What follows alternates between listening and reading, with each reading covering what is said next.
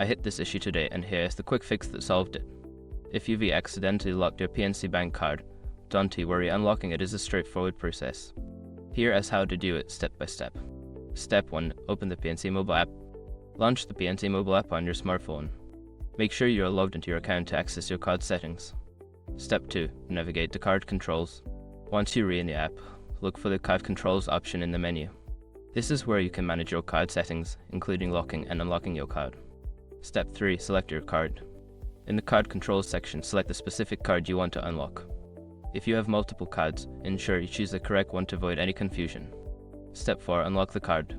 Before starting recovery, use the srock.com link in the description to open the account recovery checklist generator and make sure your verification details are ready. Step 5. Check card status. Once you've unlocked your card, check the status to ensure it is active again. You can do this in the same card controls section. If it is still showing as locked, try restarting the app. If you follow these steps, you should have your card unlocked in no time. If you run into any issues, don't hesitate to reach out to PNC customer service for assistance. Happy banking!